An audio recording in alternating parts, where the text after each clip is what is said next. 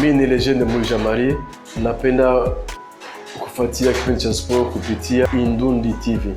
Kabla ya Kongolo kuna marehemu Kubi Banga pamoja na Bangama. Nyie wote mliweza kucheza, mlipita katika timu ya Vitalo na mliyapita katika timu ya Kiyovu, mliandika historia Rwanda na Burundi na pia mmeweza kuiwakilisha Burundi kwa kuitangaza. Tuseme kwamba kipaji hichi inaonekana mpira ni ukoo wenu. Kuna mtu ambaye alikuwa na kipaji chenu kusudi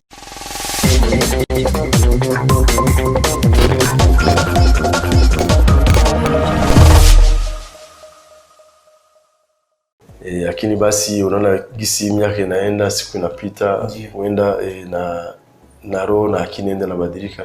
Nyie wote mwa wachezaji?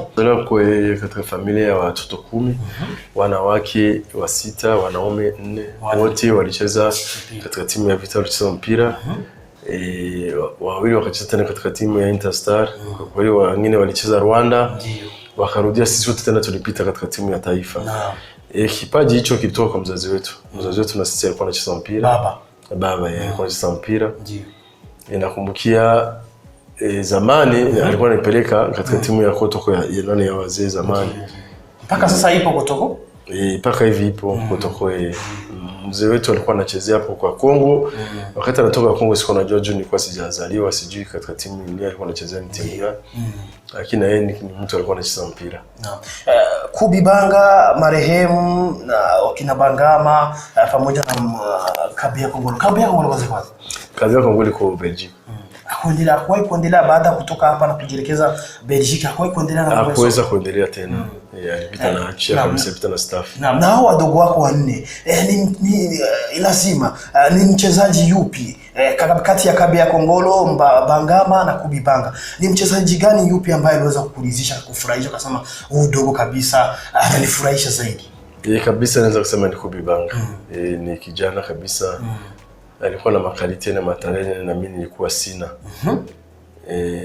Kwa kweli alikuwa anajaribu kufanya chenye anaweza, na nilikuwa namtoa ushauri mara mingi ya kumsaidia na yeye kuona gisi anaweza kuendelea. Ni kitu gani uwezo kusahau kwa Kubi Banga? Kubi Banga nakumbukia wakati namaliza Rwanda na kuja hapo, palikuwa timu inaitwa Shanik. Alikuwa anacheza ndani, palikuwa ni trophy ya Mengo tele senior kwa organize mwaka 2012 hivyo na moja kusahau basi. Kwa tukicheza naye ananiambia, mkubwa, naona kama ushafunga magoli mengi sana. Basi kwa hiyo tunaona na mimi lazima nitoke wa kwanza kwa magoli. Ndio. Mimi kasema sijaribu tuone kama kweli na wewe unaweza kufanikiwa. Kwa kweli kijana alijaribu, alifanya vizuri. Ndio. Akapata prix ya Merbitel ya kunishindia bao 2. Na nilikuwa nikiingia public na lalamika. Mila naingia, nilikuwa nikiingia tu lazima nipachike. Baada sasa ya hapo, leo Mbuja Marie ana watoto wangapi? Mbuja Marie ana mke? Mbuja Marie iko na mke, mimi na watoto 6. Watoto 6 nilizaa kwa wabibi 3 tofauti. Ulivaa katika wabibi 3 tofauti. Leo mke wako wa kwanza ni yupi? Yupo nchini au? Mke wangu wa kwanza yuko nchini. Yuko Belgique na watoto 3. Na baada sasa Mbuja Marie uko hapa katika studio, baadhi leo hivi tunataka utupe orodha ya wachezaji 11 kipindi chako ambayo wewe ulikuwa unakubali kipindi hicho. Kipindi changu kweli wachezaji 11 wenyewe nilikuwa nakubali. Baadhi ya wenda wakisema Juni kunicheza Vitalo nitakuwa napendelea, lakini Vitalo ilikuwa vizuri. Kwa ni mawazo yangu Vitalo ilikuwa vizuri, na wazee wakati hata Ndinde alikuwa timu ya taifa, tulikuwa tuko 8 uwanjani na wengine wanasubiria nje. Kwa kweli ile wakati wangu ilikuwa ni Ramazani Mgoli, palikuwa ni Gatera Alfonso na Kimanda 45. Palikuwa huku pembeni palikuwa ni Kitenge Debu. Pembeni nyingine huku kulikuwa ni Baraka Mfiti ya Sumani. Nambari 6 hapo tulikuwa ni Ndele. 8 tulikuwa na Miko Michel. 10 tulikuwa na Saidi Makasi. 7 ilikuwa ni Jumamosi. 9 9 alikuwa anaona kama ni mimi. Lazima 11 alikuwa ni nani? Nduwayo Stanley. Njoo watu kabisa nilikuwa naona. Nduwayo Stanley ndio Maradona.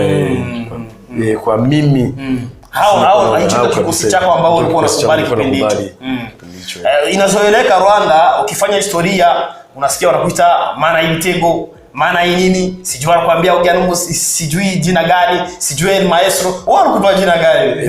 Mana Ibitego ilikuwa ni Badru, mimi ilikuwa ni Umusaza maana yake sasa ni mzee wetu. Lazima iko na baada sasa Mbuisha Marie, hakuna una watoto, hakuna hata mtoto mmoja aliye kufuatilia maisha ya soka. Hakuna hata mmoja, lakini wote walikuwa wanajua nani. Walikuwa wanajua mpira. Nakumbukia garson wa kwanza alikuwa kwa masomo, alikuwa liko gardien.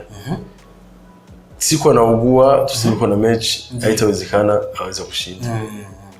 Lakini ubovu wa bahati, nilijaribu kumpatia makonsei, lakini wapi. Ndio hakuweza kufuata, ukashindikana. Alikuwa Fiston. Basi paka hivi kwa Ubelgiji na vitu ya soka afati. Siwezi kusema na laumu, ndio hivyo tena, lakini iko na umoja, iko na miaka 12, ndio niko na jaribu ndio kama huyo anaweza kuingia katika historia. Ni siri ipi sasa ulikuwa unatumia katika upachikaji wako wa mabao? Leo hivi kuna baadhi ya wachezaji wa timu, kuna vijana wanakuwa wanakutizama, labda unaweza kuwapa siri ya mafanikio yako ambayo iko nasababishia unakuwa mshambuliaji bora wa kufunga mabao mengi. Kwanza nilipata makocha wazuri. Palikuwa Ndindi, palikuwa Alexander, palikuwa Shiradi. Huko Rwanda palikuwa Longe, palikuwa Lois Kanamugire. Unaona palikuwa nani Mganda mmoja anaitwa Oti David. Wote ni makocha wenyewe nilipitia yako, wanaweza kunisaidia kusema mimi nilikuwa mchezaji mzuri wa kufunga magoli. Vipi sasa wanakusaidia kivipi? Labda hata makocha wengine unaweza kawaibia siri na wenyewe wakafanya kama gisi makocha wengine walikuwa wanafanya. Kwanza hapa naweza nikasema kama Shiradi amenisaidia sana. Na hicho kitu Shiradi, watu wanataka wajue Shiradi ni nani? Shiradi ilikuwa ni Rashid Shiradi, alikuwa ni nani na kocha nani wa timu ya Vitalo, alikuwa ni Algerien. Wakati anafika aliona timu, akaambia viongozi au watoto na wapatia miaka 4 tu watakuwa juu zaidi. Kwa kweli hiyo neno alisema alitimiza kabisa. Alitimiza ndio, na uliona wakati ulifika mbali katika finali ya Champions League. Timu ya Vitalo tulicheza na Africa Sport ya Abidjan. Basi kuanzia hapo Mbuisha Marie, kutokana na labda uhusia au maneno ambaye Shiradi alikuwa anakupa aidha na kuonesha, uliweza kuyatimiza na ndoto zako kama umekamilisha ndoto zako. Kabisa, hiyo ilikuwa ni ukweli. Nilikamilisha kabisa. Kutokana na makonse, entraînement kwa nilifanyisha. Ya kwanza ya binafsi, ya kiubinafsi kwanza. Baada hapo nikafuata, kwa kweli nikakuwa mchezaji bora wa kufunga magoli hapo. Kitu gani ambacho katika maisha yako ya soka kiliweza kuridhisha uweze kufanya sawa katika maisha yako? Nakumbukia mechi nilicheza na timu ya Africa Sport. Kuna goli nilifunga, ni goli nzuri sana. Ile inakuwa inanikumbusha mengi sana. Inakumbusha kitu gani? Unaona, kufunga goli kama ile katika finali sio rahisi. Africa Sport ilikuwa ni Champions League. Ilikuwa ni Champions League, sio rahisi.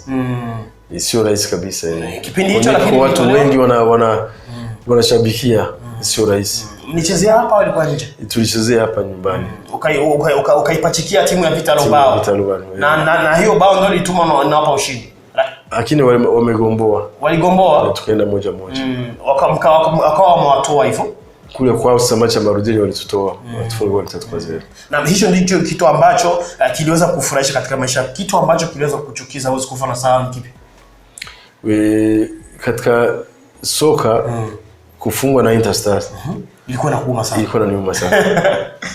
Ilikuwa inaniuma sana kabisa. Kwa sababu walikuwa watanioni wa jadi. Lakini tukimaliza kucheza, baadhi ya ya wachezaji walikuwa ni rafiki. Ukiangalia Nefu alikuwa kama timu kubwa yangu, tuko nafasi moja, tukimaliza mechi lazima tuonane changia tasoda. Lakini nilikuwa nikifungwa na Interstar kabisa kweli hapo naona kama mambo yote yanaenda. Na tukitizama sasa baadhi zamani palikuwa mabeki na walikuwa wana akili nyingi, walikuwa wanatumia akili nyingi. Ni mabeki yapi ambao walikuwa wanakusumbua kipindi kile? Mabeki ya zamani kwa kweli palikuwa ni Ali Shabani. Captain Ali wa Interstars. Interstars. Palikuwa Kimanda Constantin. Palikuwa ba Magnifique. Palikuwa Gatera Alphonse. Palikuwa Sunga, ukikutana naye kabisa ni kazi. Ilikuwa ni usumbufu kabisa, lakini palikuwa wachezaji wengi sana wana akili ya kucheza mpira. Sio kama wachezaji wa leo. Mabeki wanakuwa tabani. Inakuwa inafanya makosa yenyewe unapaswa kufanya. Lakini wa zamani walikuwa na akili. Wanajitahidi kisia kuweza kujikamata na kujua kama niko msifazi ni passion nikimgusa nitafanya kosa. Wenda anajifanyia kosa mbali kuliko kusogelea nani goli lake. Ni ushauri upi sasa unaweza kuwapa mabeki wa sasa? Mabeki wa sasa kwanza wafuate na ushauri wa nani wa makocha. Na wasome. Kuna vitabu wanasoma, kuna maentraînement wanafanya ya kuonyesha kweli kama danger iko wapi. Hapa nafasi ya danger lazima ni angalie kuweza kunani kujichunga. Ikonya kuna danger lazima unaweza kufanya chini unaweza kuweza. Ndio. Makocha pia tukitizama makocha, kuna makocha ambao unaweza kupitia, wanaweza kukufunza. Ni kocha yupi ambaye anaweza kuelezea kuliko kipindi hicho? Ilikuwa ni nani? Sheradi Rashid. Kabisa. Alikuwa anakuridhisha zaidi. Kabisa. Tena sana. Naam. Na baada sasa tuliona timu ya taifa Inamba Mrugamba, nadhani unaifuatilia. Timu ya taifa Inamba Mrugamba ya mara kwanza iliandika historia.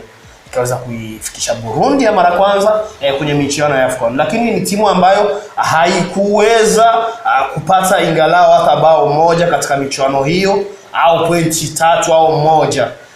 Tatizo ni ipi? Wewe unaona tatizo ni ipi ambayo iko katika timu ya taifa? Na baada ya AFCON Burundi haijarudi kupata ushindi huo. Kwa kweli kwanza walifanya vizuri. Nasema kudesha kwa vijana wetu na kocha wao Olivier. Ndio.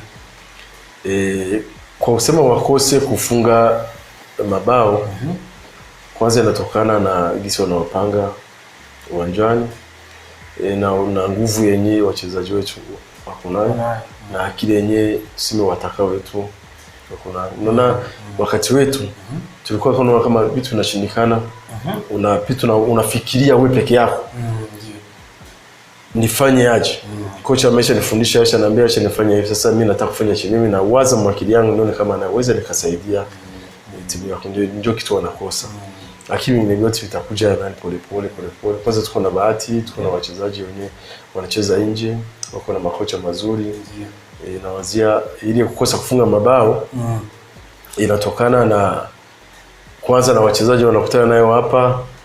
Wenyewe wanacheza Ulaya na yote inakuwa tena inaleta usumbufu. Muda wa kuwa pamoja hawana, lakini yote ni kuomba tu kocha au dirigent wa federation wajaribu wakati tuko na match waweze kuwaita mapema wakuwe pamoja nao waweze kufanya mazoezi tuone kama vitu vitaweza kuevolve. Burundi inabakiza mechi 4, inabakiza mechi katika michuano ya kutafuta kuania tiketi. Burundi inabakiza mechi 4 za kutafuta tiketi ya kucheza AFCON ya mwaka 2021. Tunabakiza mechi na Mauritania, tunabakiza mechi ya marudio pamoja na Republique Centrafrique, tunabakiza mechi ya marudio na Morocco, tunabakiza mechi nyingine moja na timu na Centrafrique. Tuseme kwamba hizi mechi 4 ambazo Burundi inabakiza, kwako matumaini hapo? Mimi kwangu matumaini hapo. Ninaomba tu wafanye preparation mapema sana. Itakuwa ni vizuri. Watu wananiletea tu woga ni timu ya Morocco, lakini hizi zingine zote hazitii woga. Ninawazia kama niko na matumaini kama tunaweza kufanya vizuri na tukawakilisha nani timu yetu katika michuano ifuatayo. Ni ushauri upi sasa unaweza kuwapa wachezaji pamoja na staff ya timu ya Inamba ili waweze kujiandaa vizuri mechi hizi zinazobaki? Kwanza wakuwe kitu kimoja, wachezaji wana mapenzi na wafate kitu makocha wanasema. Itakuwa ni vizuri. Na nilifurahi tena kuona Jumamosi kwa timu ya taifa na Kitengeme. Naona na wewe wanaweza kusaidia na kusaidiana na Olivier kwa kusema watumie timu yetu iweze kusonga mbele.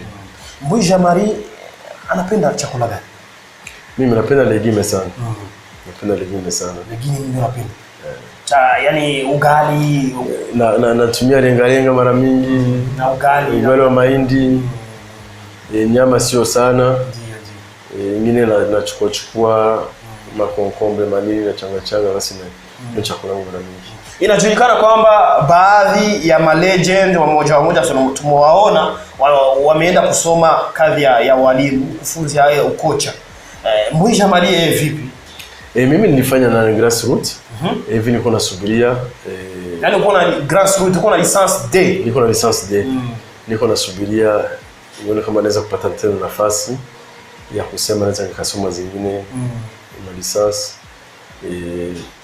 Niko na Dominique, niko na Mosini, niko na Kanega. Bana jaribu kuniankadre, kunisaidia kwa kusema na mimi hiyo licence niweze nikazipata.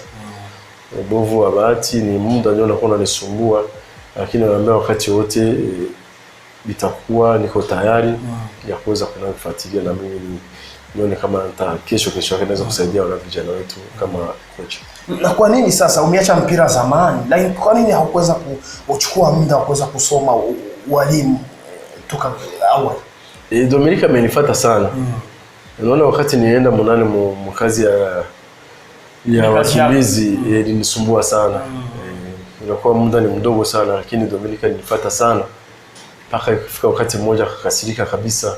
Akaona kama ni dharau, lakini haikuwa dharau. Basi tena ni muda wa kazi ndio tena maisha sio njoo hivyo tena. Lakini hivi kabisa wiko katika akili yangu nitafanya kabisa. Nadhani kama sikusahau unatumika kwenye shirika la HCR. Tunatambua kwamba baadhi ya watu ambao wanatumika katika shirika hizo, mashirika hayo wanakuwa wana idadi fulani ya masomo. Mbuisha Marie vipi ana kiwango gani cha masomo? Mimi niko diplômé kusefa. Nilisoma école technique. Ni centre de formation nasema artisanal. Kucheti niko ni A2 sio kama najidanganya. Na kuhusu masomo sio kusoma katika university au kusoma university. Bado sikusoma, lakini nilisoma masomo tekniki. Ndio. Na hiyo kazi ya tekniki ndio ambayo ilisababisha una kusomea tekniki ndio ilisababisha unatumika kwenye shirika hili. Kwanza tekniki natuma ni akili. Maana nilikuwa na akili sana. Lakini sio ndio kazi masomo tuma mimi nakuwa katika hiyo kazi. Nilipita nafanya nyingine kazi kama driver wa pale na kuongoza magari za pale kwa Sharwa. Tutategemea kwamba Mbuisha Marie siku zijazo tutamwona anakuwa kocha wa timu ya Vita na timu nyingine. Naweza nikafurahi sana. Mimi kitu nataka tu naweza nikasaidia wachezaji wa vijana wa Burundi. Timu yote yenyewe inaweza kuwa inanitaka, naweza kuisaidia juu wote ni wa vijana wa Burundi. Sio tu paka timu ya Vita no. Timu yote itu ile wakinitajia nitakuwa naenda tuweza kusaidiana tuangalie kisi ya kuweza kuna. Indundi TV madhumuni yetu ni kuwapa thamani wa legend. Tunawapa thamani wa legend kwa kuwauliza historia zao mbalimbali za maisha yao ya soka. Wewe kama Mbuisha Marie, unaweza kupendelea tumtafute nani next baadaye wewe tumtafute nani ambaye tuweza kufanya kipindi? Legend gani? Kwanza na mimi nafurahia sana kuona mnikumbuka. Na nilikuwa ni vizuri sana kuona unafikiria wachezaji wa zamani. Wachezaji ni wengi sana. Sijui kuna Ali Chabani, tumeshafanya naye. Kuna Malik Jabi, kuna Kazadi Milambwe, kuna Dominique. Ni wengi sana. Wengine mnaweza kutafuta mkaweza leo kuwaita kwenye plateau mkazungumza leo kuwapatia mengi zaidi uzee ya kwangu. Na wenyewe unaweza kuwa unakosa unahitajia, mimi nitafanya nguvu nikusaidie. Tuwatafute naye wapite hapa. Itakuwa ni vizuri sana. Hamna mpango nyinyi legend, hamna mpango wa kuikaa fasi moja mkaandaa kitu fulani? Hiyo mpango iko, tuko na tunasema ni ka association kwa wachezaji wa zamani, tunaita ni les amis. Wenda muda tu ndio ilikuwa ya hatujapata, lakini tunajaribu kuwasiliana katika WhatsApp Na hapa ni mwenye anatongoza ni Abegani Honorable. Mimi ndio na ufuatia nyuma. Lakini kutokana na makazi yake yanakuwa mara mingi yapatikana kitu tunapanga kusema tuonane siku za usoni. Kitu tunatayarisha mwezi wa 7 kama Mungu anatujalia. Kuna baadhi ya wachezaji watateremka kufika hapa tuweze tukacheza mechi moja wa ligi. Kama wachezaji gani? Wakina Jumamosi, wa Mandela, wa Blanco, wa Ngando, wa Didi Saibok. Ni wengi sana wenyewe kwa kale, wa King Barezi, wa Kimana Constantin, Jean-Jacques. Hao wote wako nje. Watakuja kabisa. Wa Kipepe wote watakuja. Na sisi kama Indundi tuko tayari kusupport nchi.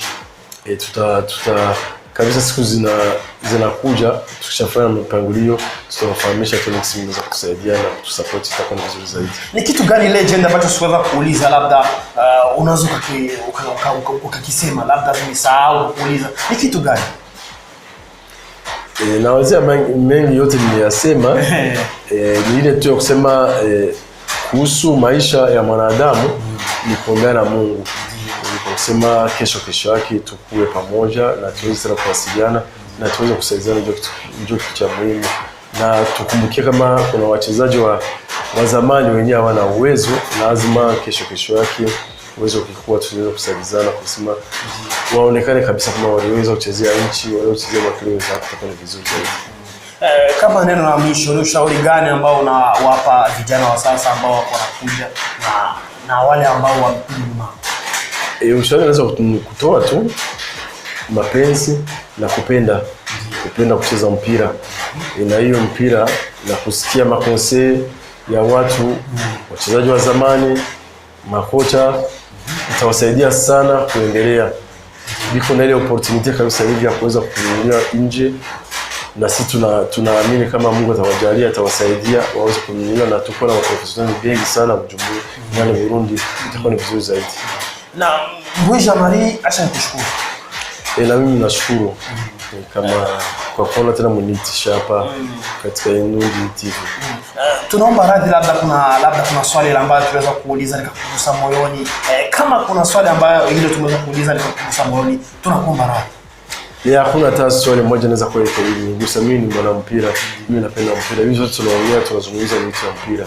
Hakuna kitu kibaya chenye mwigiza ndani. Kwangu nasikia furaha sana. Na imani kama siku yote ambayo tutaweza kukuhitaji utakuwa mwepesi na kuweza kuitika mtu wetu. Bila tatizo. Niwe huru na mimi wakati wote niko na wakati nitapita. Hata bila kuja kufanya interview, kuja kuwasalimia nitapita kuwasalimia. Asante sana. Nashukuru. Ngira mwumvise ibitari bike legend wacu w'umurundi, legend akomeye yakoza amateka dasanzwe. Mwumvise imigwi yagiye arakinamo ingene bagiye baramwankira gukina mu bihugu by'Uburaya. Urumva yuko ni ibintu bitari bike yashoboye gusugura legend Mbui Jean-Marie. Reka rero ndabashimire mwese mwashoboye kudukurikirana muri benshi, ndetse nkaboneraho n'akagyo ko kubifuriza umunsi mwiza ku bindi biganiro by'inkino. Bye bye.